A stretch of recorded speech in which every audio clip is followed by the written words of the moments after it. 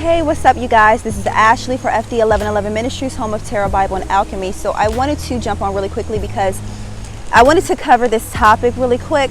This was a request from a Patreon, but also to a couple inboxes. That Patreon link is down below if you'd like to join.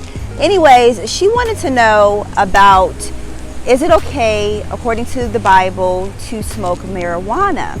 That's one thing, but I also wanted to cover what the biblical text says about alcohol, so stay tuned. All right, so I had to come back home because of the fact that it started to rain. All right, like how I was saying before about what the biblical text says about marijuana. So once again, marijuana is a newer word. It is not in the biblical text per se, but however, does it talk about substances? Does it talk about utilizing alcohol or any type of controlled illegal substances? So first of all, let's just say about illegal substance, what makes a substance something that people can partake of and then something that people cannot partake of?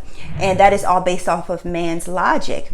Now I'm going to go into the reason why this is irrelevant to those that really follow by the biblical text, that really study and really dive deep into the biblical text and really knows what it's saying. Because the laws always change, because men always change. They change their minds. They, research, discovery, all that stuff like that. So they're going to change their minds. So for example, at first marijuana was completely illegal. All those people that were on the block selling nickel bags, dime bags, whatever type of bags, whatever pound, all that stuff like that.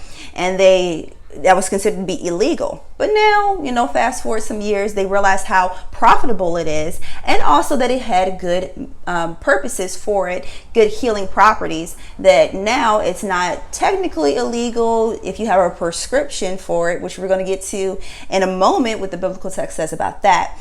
Now, you can get you some. Galatians 5:19, where it goes into the acts of the flesh.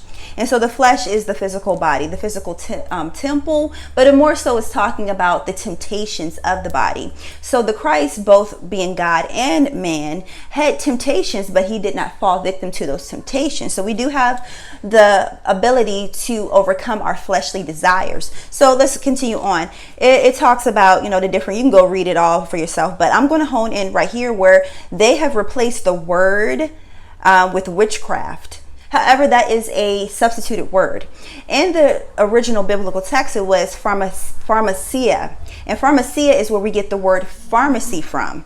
And so pharmacy, we all know about the pharmacy. You get a prescription from your doctor and you take that note that has been spelled on, and you give it to the pharmacist, and the pharmacist fulfills that prescription. So per script, the word script is in there. So they're scripting your life. They're scripting things over top of you.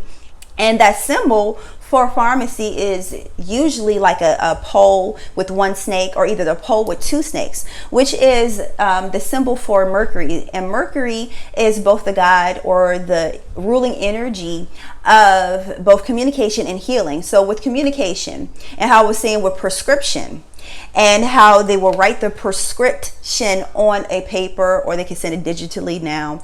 And what that is saying, though, being that this is the symbol for communication, that you're communicating over that person's mind, over their energy.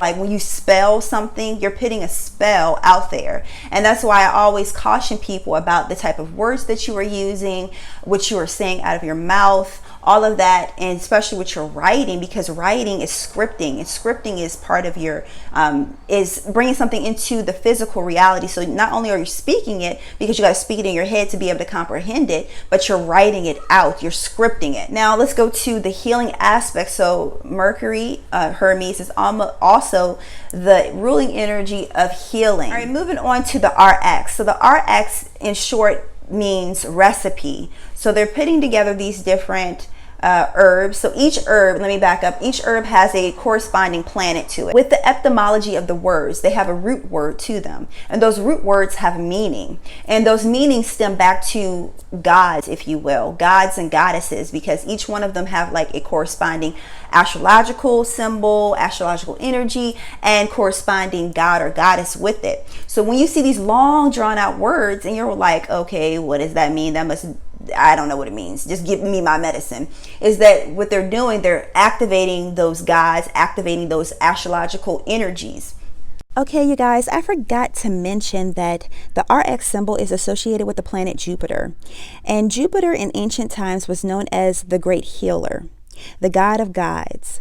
And so when a physician would write the RX symbol on a prescription, that was a sigil, and that sigil would serve to activate the god Jupiter to help heal that person. Going back to the symbol with the snake, also in the tree of life, also the kundalini, sing about Numbers 21:9.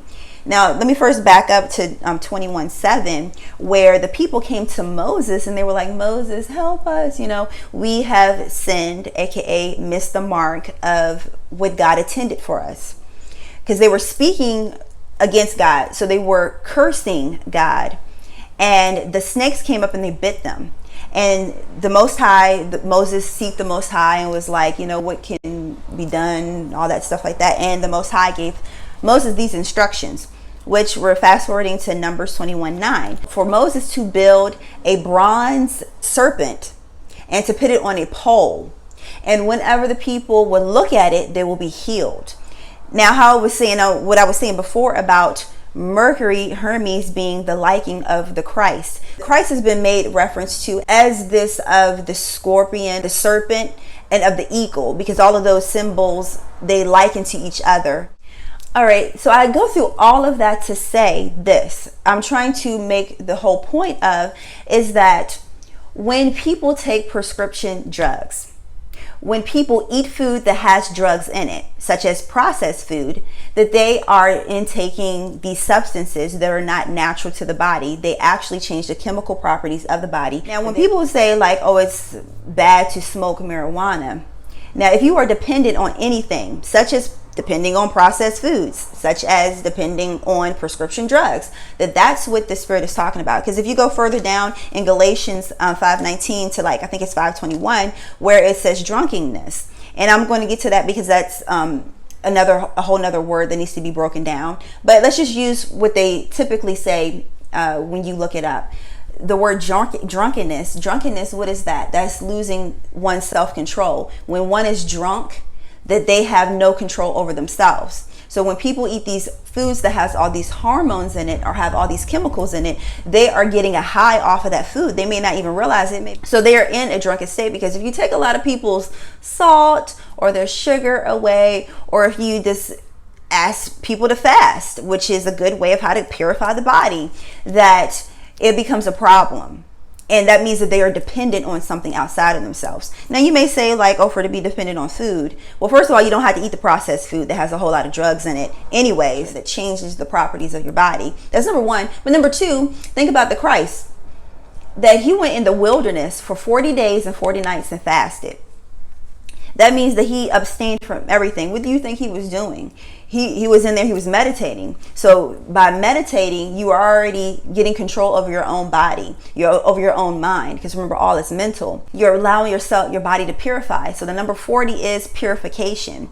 The Great Flood, purification. 40 days, purification. All these different references to the number 40 is that of purification. So if you were to fast and meditate, you have authority that you don't have to necessarily intake but a certain amount of food and even water. All right, now moving on to the word drunkenness. Now, when I went to go look up the original word for drunkenness, spelled on the screen because I do not know how to pronounce it per se, but it's mithai, something like that. Anyways, when it was Arabic, and it was the word for sweet, and in some translations it even translated in English as candy.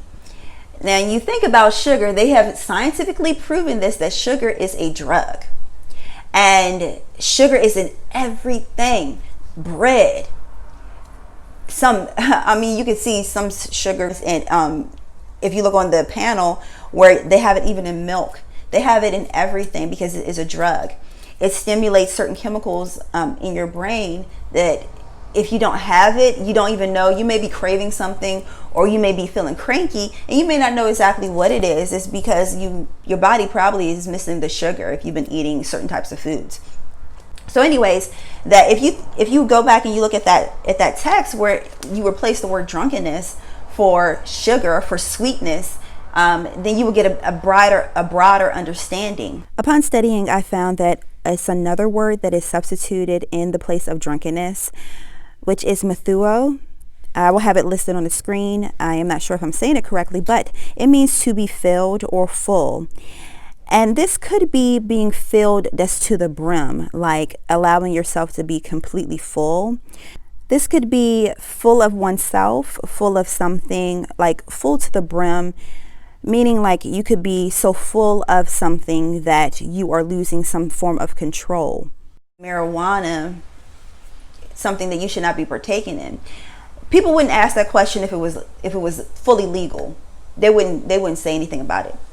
You would have that small percentage that would say something like how they say about alcohol, about people being indulging. They're ignoring their inner dialogue, their inner compass, their inner gauge, just saying like, okay. And they're probably doing some type of form of escapism. That's another thing about with the sugars and the hormones and the stuff in the food. Your body craves it, and you feel like you can't go without it. But anyways, that's a form of control. Now, going on to what people like to say about alcohol, like the one thing is like people that know the biblical text, they would say, well, what about John 2:11, where Yahushua, the Most High, Yahushua, Jesus, the Christ, turned water into wine. So first of all, that's a reference to him being an alchemist, first of all. Why wine? Isn't wine supposed to be a spirit or alcohol or something like that you're not supposed to indulge in after all of that? I'm not giving anybody any type of advice to go out and go do something illegal. But however, if you want to just go off of the biblical text in doing studying, it is not against the biblical text to partake in alcohol or to partake in marijuana. So another symbol for pharmacy is the unicorn, is the higher, the last and the higher deacon of Capricorn, right at the tip of the horn before it spirals out to become Cancer. So Capricorn, in this regards with that symbol, is talking about restriction, talking about control. And as it goes into the sign of Cancer, Cancer is the mother, the healer. And this is talking about duality. This is talking about polarity. This is talking about, okay, which energy are you going to tap into? Now, 9 times out of 10, the person is tapping into the restrictive energy of that symbol with the healing aspect that Cancer brings in. Like a person has a choice of how they're going to use it. If you're using it in an addictive property, that's when you are in the Capricorn energy, just when you're in the restrictive type of energy. When you are using it in the balanced, harmonic type of way, meaning that you only use it for an experience or only for a short window of time, that's the way how you were supposed to use it, just for that moment where you may need it, or for that short period of time where you may need it to be nurtured back to your full health. Everything has a polarity to it. Everything can be used for good. Everything can be used against you.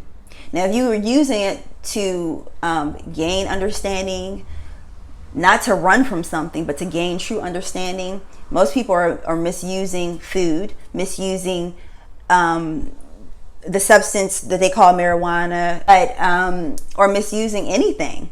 It could be anything. If it has a hold on you and it's controlling you and your temperament, if you don't have it, you feeling salty, you feeling bad, you feeling like, oh my gosh, it has a hold on you. And 9 times out of 10, the people that are really waving their fingers at other people, they wouldn't put down certain types of foods. I'm not knocking any type of food, because I believe you got a certain balance for you personally that you're good. If you could cut it out anytime in your life, if you could just be like, okay, I'm just going to stop this for a whole week, or I'm going to stop it for a month, or whatever the case may be, then it doesn't have control over you. You have control over it. The entire biblical text is about you mastering yourself. So anyways, that 9 times out of 10, those people that would say something like, oh, you're sinning, is those people that have a whole lot of addictions themselves, and they don't even realize it. The addiction of judging, first of all, and I'm going to get into that topic. No judgment at all, but I'm just saying, giving people a different perspective. If you did like this video, or if you didn't, either or, you can leave a comment down below. And yeah.